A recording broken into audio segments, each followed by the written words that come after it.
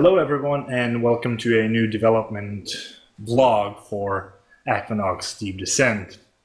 In this video I'm going to talk briefly about the various challenges, the hard parts and the fun parts of designing and creating Aquanox Deep Descent.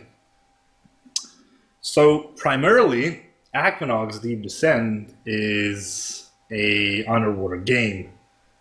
Most of the gameplay takes part in the deep and the dark ocean, and only a small portion of it plays inside of the various bases. So for us, the biggest challenge was to actually come up with a good way to design a believable yet good-looking ambience for the game. This is very important because while the game plays very deep in the ocean, we couldn't make the game extremely dark.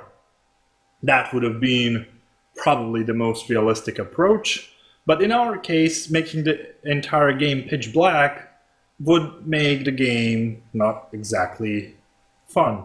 So we have been experimenting a lot with creating a dynamic lighting system which kind of simulates the various depths and the darkness feels, mixed with a lot of coloration and combinations of color, flora, fauna, and so on, so that overall, when the player is traveling the world of Aqua, it kind of feels like something that is deep enough, but not entirely black and really dark. So beyond that, the whole vertical gameplay comes into question, and we are really looking forward to exploring this further than it is right now. In its current state, we are experimenting a lot with how we can introduce going up or lower inside the different kind of layers in Aquanox. Into this, we have combined, so to say, complex and interconnecting cave system, which allows us to create areas that the player can explore multiple times when he upgrades his ship, because the different kind of caves go into different kind of depths, and as the player will advance in the game, he will be able to revisit the game and go into deeper parts of certain zones.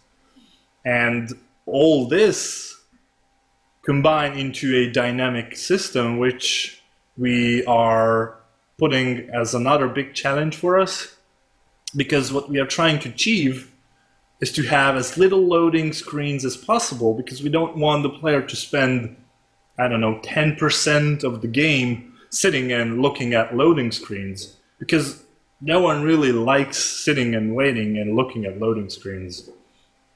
And with this system, we are trying to achieve that our levels are streamed together and that the loading screens are rare and as short as possible.